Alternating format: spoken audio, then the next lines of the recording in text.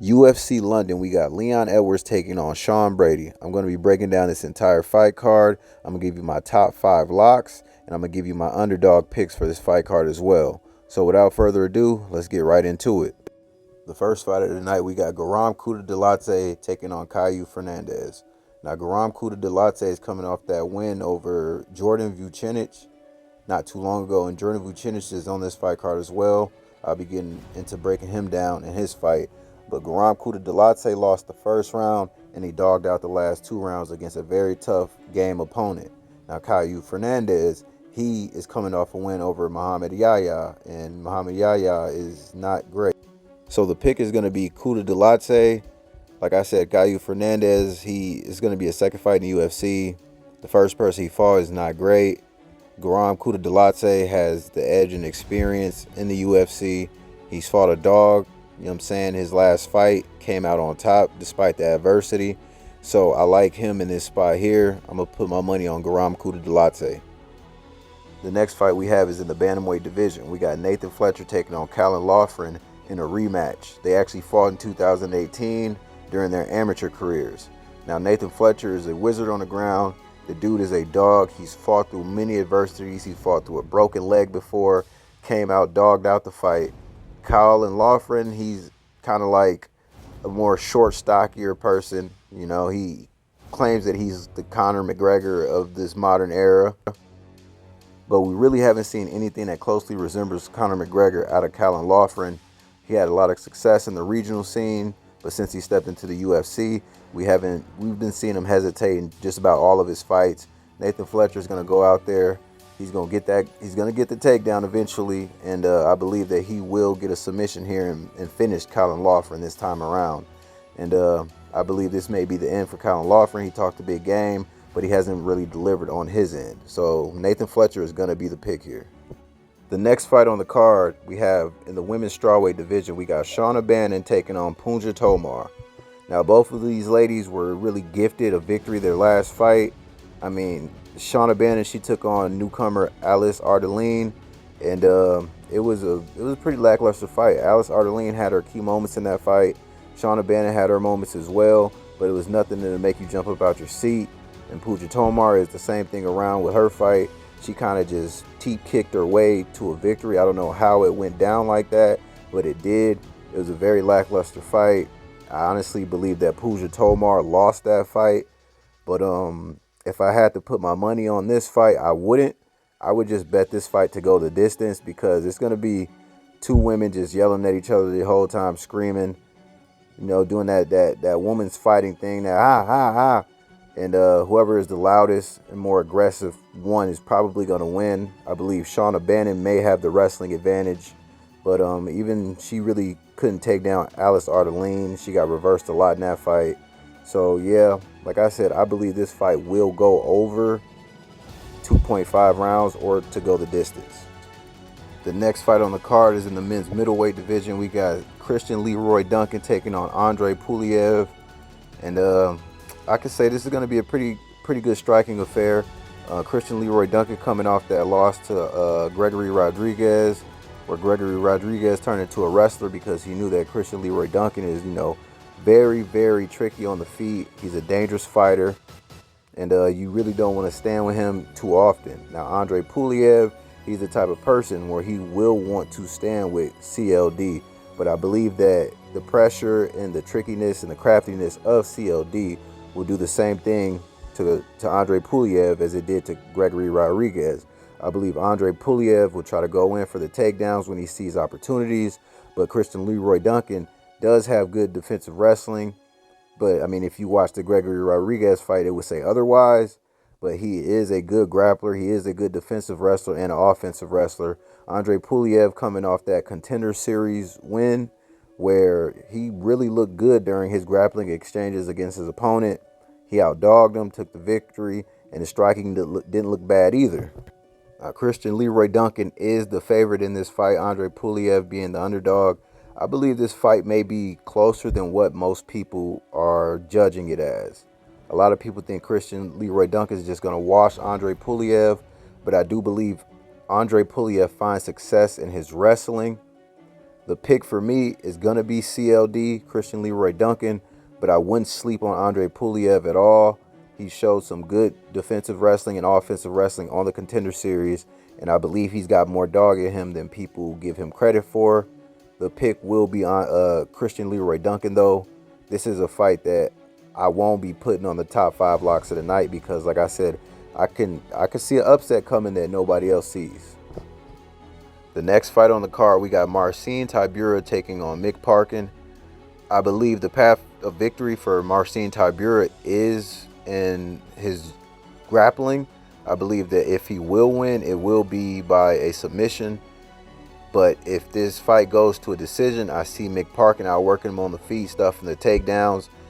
But if anything, I do see Mick Parkin being able to find the finish, being able to catch the chin. Marcin Tybura has been finished in several of his fights, but he's got a lot of experience over Mick Parkin. He's a game grappler on the feet. He's nothing great on the feet, and Mick Parkin is pretty decent on the feet, a slow starter. He likes to be patient, and that's where a lot of Marcin Tybura's opponents lacked. They got a little overzealous, tried to take him out when the opportunity really wasn't present, and he ended up finishing him or submitting him. I don't think Mick Parkin makes that same mistake. So my pick here is going to be Mick Parkin to win this fight on the money line. But I may have to do a slip where I put Marcin Tybura to win by submission. Because like I said, that is his path to victory. I don't believe he will win a decision in this fight. This fight, I honestly don't see going the distance. So if you want to bet under 2.5 rounds or fight not to go the distance, that'll probably be your best bet. But like I said, I believe Mick Parkin will come out on top. He hits hard. It may be slower coming at Tybura, but we've seen Tybura knocked out several times. And if Tybura wins, he gets the fight down to the ground, finds a submission. My pick here is going to be Mick Parkin. I believe that he can find that big shot to eventually get a TKO or a knockout. The next fight on the card we have in the men's flyweight division, we got Loner Kavanaugh taking on Felipe Dos Santos. Now this is going to be a good fight here. Loner Kavanaugh, the undefeated prospect, but we've seen in the year 2025 that a lot of undefeated prospects been handed their first loss in the UFC. Now Loner Kavanaugh made his UFC debut. When he made his UFC debut, everybody was expecting him to go out and get a knockout like he did on the Contender Series. It didn't happen that way.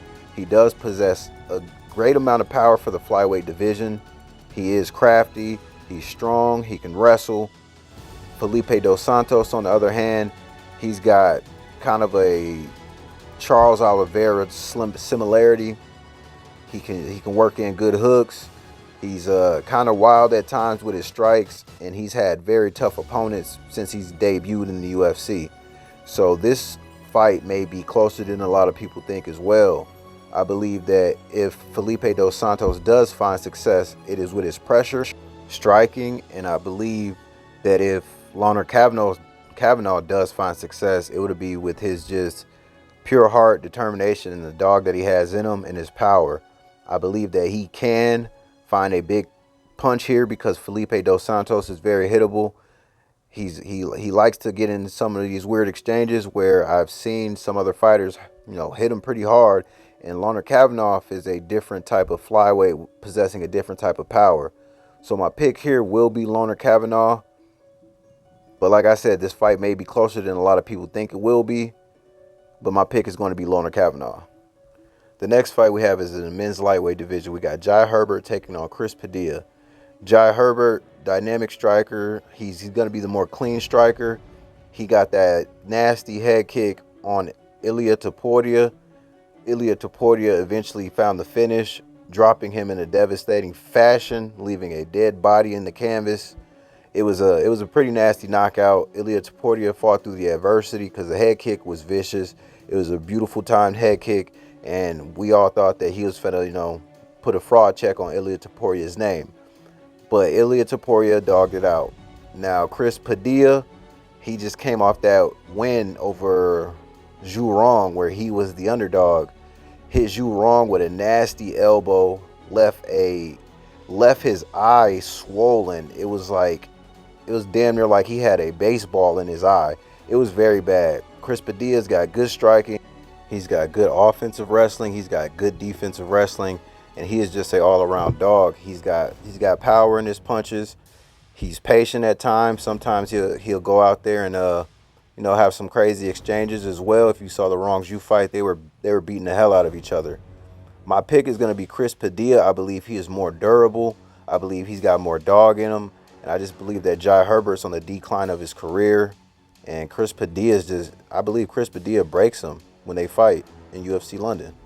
The next fight we have is in the men's featherweight division. We got Nathaniel Woods taking on Morgan Chartier. Both of these fighters are good fighters in my opinion. They both can get out there and go after it. I believe that the one who has the more dog in him is Morgan Chartier, for the simple fact that Morgan Chartier fought Chepe Mariscal, and that was a very close fight. Even though Morgan Chartier lost, a lot of people scored Morgan Chartier as the victor. That was a dog fight. If you know who Chepe Mariscal is, you know that that is no easy fight for anybody in that division at the moment. So I believe that Morgan Chartier outdogs Nathaniel Woods. He's got great strikes, good head movement, got flashy techniques. Nathaniel Woods, he got good strikes too, but he's gonna need to mix in his wrestling if he wants to stop Morgan Chartier, and I just don't see that happening. I believe that Morgan Chartier just mixes it up too well. He's going to be the cleaner striker. He's got good power behind his strikes. He's got good power behind his kicks. And I think that he finds a way to hurt Nathaniel Wood. And I believe that this is probably a fight that goes under. I don't see this fight going the distance. And if it does, I believe that Morgan Chartier will win by unanimous decision, because Morgan Chartier is just cold. Like I said, if you haven't seen him in Chepe Mariscal's fight, you need to go watch that fight and then come back to this video and understand why I'm taking this pick. The pick is going to be Morgan Chartier. He's too dynamic. He's powerful. He's crafty. He's just clean. He's clean everywhere, in my opinion. And he's worked his ass off to get to where he's at. The next fight on the card is in the men's lightweight division. We got Jordan Vucinic taking on Chris Duncan. Now, Jordan Vucinic, he's a cold piece as well. I mean, he's got wins over Paul Hughes. He's got wins over Morgan Chartier. The dude is a absolute demon in the octagon. He's gonna fight hard for your money. He's gonna be in your face. He's not a person you can easily put away. And that's really Chris Duncan's path to victory, is to hit him with something big and lay him down, because Jordan Vucinic, he's gonna have good defensive grappling. He's gonna have good offensive grappling, and he can box and he can kickbox as well. So the pick here is going to be Jordan Vucinic. Everybody knows that he is a good addition to the UFC, and he's definitely one of those prospects you need to keep your eye on. I see him having a bright future in the UFC. He's got good wins over top fighters, top opponents in different divisions. Good wins over a fighter in the UFC, being Morgan Chartier. I don't think Chris Duncan finds that knockout shot. We've seen Chris Duncan finish in his fights. He has losses too, which come by submission. I believe that Jordan Vucinic just outdogs him and he finds a path to victory. And yeah, I'm just going to money line Jordan Vucinic. He will be making one of the top 5 locks of the night. Chris Duncan is a good fighter as well, don't get me wrong, but Jordan Vucinic, he's fought higher and harder people than what Chris Duncan has fought. The next fight on the card is in the women's strawweight division. We got Molly McCann taking on Alexa Theanira. Now, Molly McCann, she's nothing spectacular. She's not like a technical striker by any means. She has 2 good knockouts by spinning elbow. I'll give her that. But other than that, she is not going to be able to handle the level of striking that Alexa Theanira will bring to the table. Alexia Theanira too, that Contender Series win that she had, she took on a Brazilian world champion in wrestling, and she out-wrestled a world champion wrestler. Now, Molly McCann, she's probably going to be looking for a takedown eventually, but I believe that Alexia Theanira just stuffs him. She finds a reversal of her own, gets plenty of ground control. I believe that Alexa Theonara, she's just probably more hungrier than Molly McCann. She's the younger fighter. She's got more pathways to victory here. Marlon McCann is just nothing special. Like she's gonna be striking. Like she's not a person or a woman that you could just easily put out. She's gonna be in Alexa Theonara's face, but I think Alexa Theonara is just gonna do more on the judges' fight card. So the pick is gonna be Alexia Theonara. I do believe she gets it done. I do believe that this fight goes the distance. We're not gonna see a finish here, but yeah, there's the pick. The next fight on the card is in the men's welterweight division. We got Gunnar Nelson taking on Kevin Holland. Gunnar Nelson coming off a long layoff, hasn't been active. Obviously, Kevin Holland has been active. Gunnar Nelson has great grappling. That's going to be his path to victory here. If he can get the fight down, I believe that he will submit Kevin Holland. Kevin Holland's already said that he really don't care about where his UFC career goes anymore. He just in it for the paper. He just want that check. He don't really got the drive that he once had. He ain't got that trailblazer in him like his nickname suggests. But he is going to be way better on the feet than Gunnar Nelson. Now we know Kevin Holland, he does have pop in his shots. He does got good defensive and offensive wrestling at times too. He just gets out wrestled and out grappled by better wrestlers. He's got a black belt in BJJ. We've seen him have submission victories, like that submission he's got over Michel Olajaychik. I mean, like, it looked like the dude's arm was broken in my opinion, but I guess it wasn't broken. But that was a nasty, that was a nasty armbar that Kevin Holland pulled off. Bent his arm all the way backwards. Gunnar Nelson is not going to get his arm bent all the way backwards, though. If Gunnar Nelson loses, he's going to lose by like a triangle choke on some slick shit that Kevin Holland throws up after being taken down. Me personally, I can't bet on either one of these fighters. Like I said, Gunnar Nelson's been way too inactive. Kevin Holland, he just, in my opinion, he's lost that drive. He's lost that hunger. And he used to be one of my favorite fighters. I just can't find myself betting on Kevin Holland anymore. Gunnar Nelson, he's never been an exciting fighter in my opinion anyway. So my pick here is I hope that Kevin Holland gets this victory. I would love to see him turn this losing streak around. Gunnar Nelson's a boring fighter. If Gunnar Nelson wins, it's going to be by submission. That's all I can say about it. I really don't have too much of a hot take on this fight. I hope Kevin Holland wins, but that's not the official pick.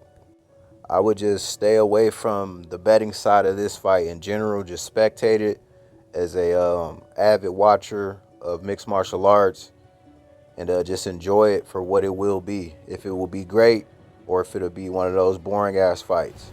Kevin Holland, he usually puts on exciting fights. Gunnar Nelson don't. Maybe Kevin Holland chins him. That'll be a good way to start the night off with a vicious knockout for Kevin Holland. Turn that losing streak around, bounce back, and hopefully find that drive and hunger that he once had and become a fan favorite again. But yeah, there's no pick here. I hope Kevin Holland wins. That's all I got to say. The next fight on the card is in the men's light heavyweight division. We got the veteran Jan Blachowicz taking on the prospect Carlos Ulberg. Now, Jan Blachowicz is a dog. He's coming off, like a 2-year layoff due to, multiple surgeries that he's had. So a lot of people are writing him off because Carlos Ulberg, he's an upcoming prospect, good striker. He's got dog in him. I believe, though, in my honest opinion, that this fight is going to be one of those fights that people may lose money on. I believe that Jan Blachowicz may get this W here. Now, Carlos Ulberg is a good striker. Don't get me wrong. He's got pop in his shots. But Jan Blachowicz is a savage veteran in the UFC. I mean, he's put out some of the who's in the division. I mean, if you saw that fight where he fought with Alex Pereira, I mean, a lot of people scored Jan Blachowicz as the winner. I don't believe Carlos Ulberg has fought the level of competition that Jan Blachowicz has. Jan Blachowicz got like 40 fights. And yes, we've seen Carlos Ulberg turn around, veterans in the fight game with, similar records to Jan Blachowicz, but he has not fought a Jan Blachowicz. And determining and judging off his last fight where he went the distance with Volkan Oezdemir, I was not impressed by him, to say the least. And you know what they say, you're only as good as your last fight. So if the Carlos Ulberg shows up who fought Volkan Oezdemir to the fight with Jan Blachowicz, I believe that Jan Blachowicz fucks him up. I'm sorry, Jan Blachowicz is one of the greatest light heavyweight fighters in the UFC history. I mean, the man is, you got what they call Polish power. The man is a dog. He's got hard pops in his shots. And if you saw the fight where he went to the draw with Magomed Ankalaev, who is now the current light heavyweight champion in the division, you know that Jan Blachowicz was chewing the fuck out of Magomed Ankalaev's lead leg. I mean, Jan Blachowicz got some good low kicks, and we know Carlos Ulberg, he's susceptible to those low kicks. And I believe that Jan Blachowicz kicks too hard. He's got good power, and he's just somebody that you can't really sleep on. Carlos Ulberg is dynamic. He's a good prospect. He's got good hands. He's got good kicks as well.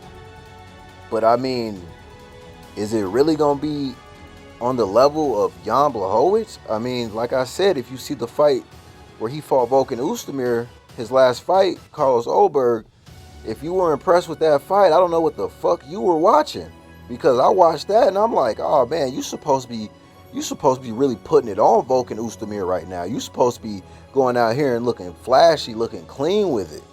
But that's not how the fight went. I mean, it went to a decision. I mean, it was a unanimous decision, but Volkan Oezdemir had some good key moments in that fight. And I believe that if he gets hit with some of the shit that he got hit with by Volkan Oezdemir, by Jan Blachowicz, I believe Jan Blachowicz, does what Nzechukwu did.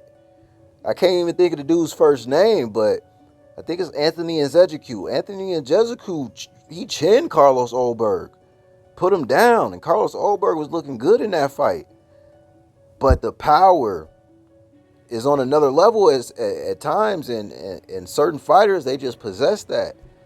I believe Jan Blachowicz possesses that type of power that he calls Polish power.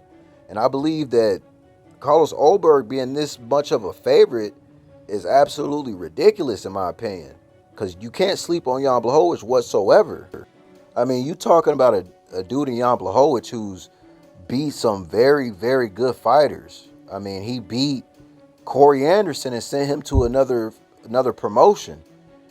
He's beat Alexander Rakic's.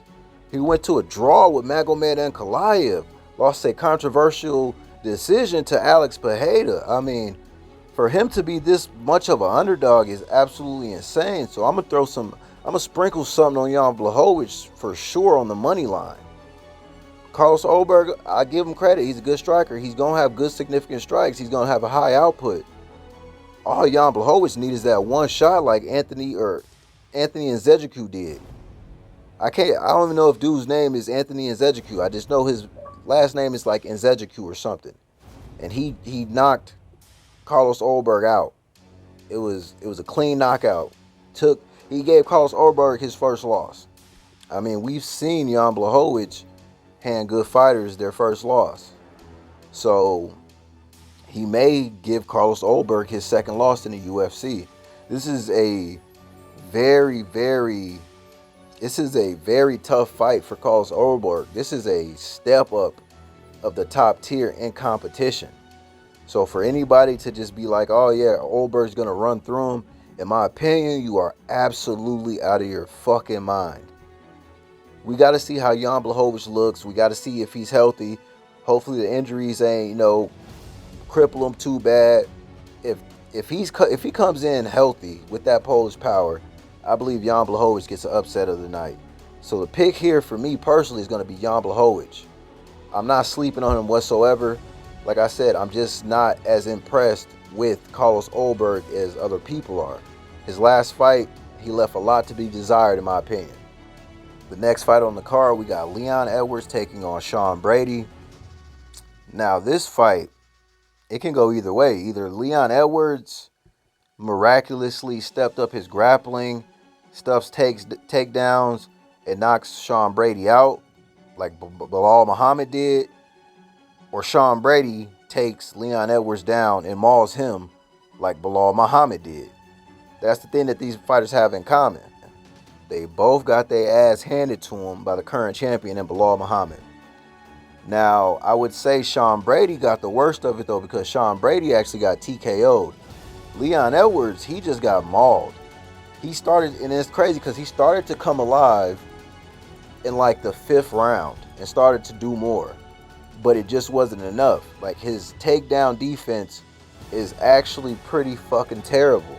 Leon Edwards has been one of my favorite fighters for a long time. Even before he came into the UFC, he was one of my favorite fighters because he has some of the best striking in the men's welterweight division. I mean, we all know he's going to be famous going down in history for that head kick knockout that he got over on Kamaru Usman to become the welterweight champion. But is that all we gonna go by? Because Leon Edwards ain't knocked anybody out since then, and before that, it was a longer layoff for him to get a knockout too. Like, he hasn't really been the Leon Edwards that I knew he was when he came into the UFC. But the UFC is just a step up in competition. It's a lot different than all these other organizations. Leon Edwards making his return fight after the loss that he got handed to Bilal Muhammad to lose his title. Sean Brady coming back into the fight game on a 2-win streak, taking on, Kevin Gastelum and Gilbert Burns, where he out-wrestled Kevin Gastelum and Gilbert Burns. Like, Sean Brady is a good grappler. His path to victory is to get this fight to the ground, because if he stands with Leon Edwards, I can see Leon Edwards outpoint fighting him. Leon Edwards may even get the knockout. But Sean Brady is a real grappler. Like, he's not going to be the type of fighter who he'll get you to the ground and he'll just try to hold you there, hit you with shots. Sean Brady's going to get you to the ground and try to submit you. That's what Sean Brady brings to the table. Like, it's crazy that he even got out grappled, or he lost to Bilal Muhammad. Like, I really thought that he was going to be able to win that fight, but Bilal Muhammad channeled a different level of savagery, came out on top. My pick here is going to be Sean Brady. I think that he does get the takedowns. I do believe that he does get the ground control. Does he finish Leon Edwards on the ground? Does he submit him? I wouldn't say so. Leon Edwards, he doesn't have terrible wrestling. That's the thing. He doesn't have terrible wrestling defense. He can stuff the takedowns. He can work his way off the cage. He can work his way into the underhooks, put you against the cage. But once he's just down on the ground, like, he just gets held there for too long, and then he starts to lose the fight.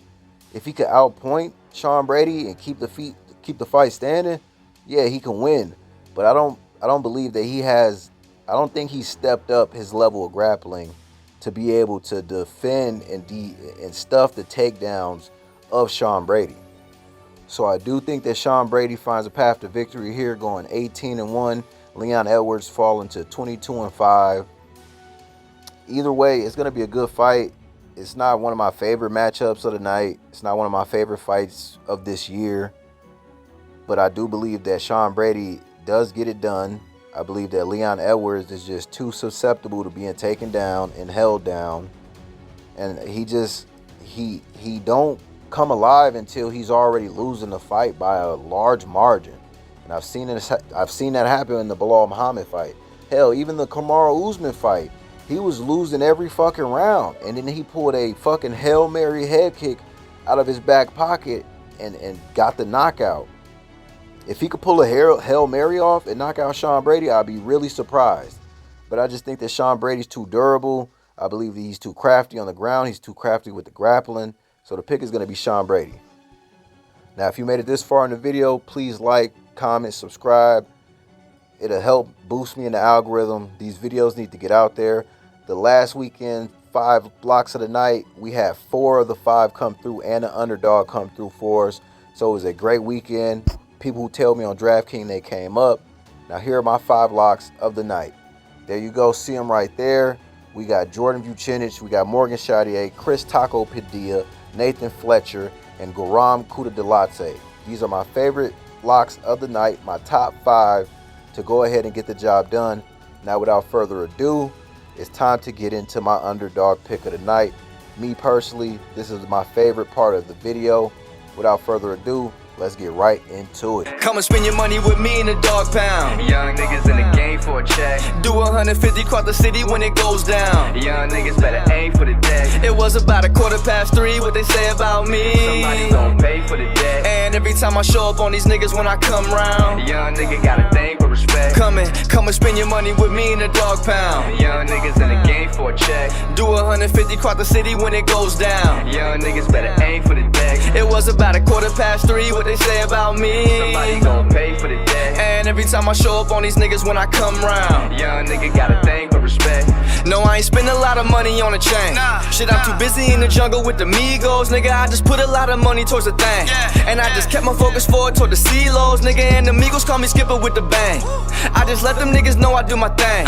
You hear the police think I'm rocking with the Rico niggas? Just let them know I only entertain. Cause you know you only see me flocking with the best. Always been that nigga, see me throwing up the west. Every time you see me, I be dipping nothing less. Hundreds in the 50s and the 20s to the left. You can feel the tension in the people at the party last night. Your winner by TKO, Chris Taco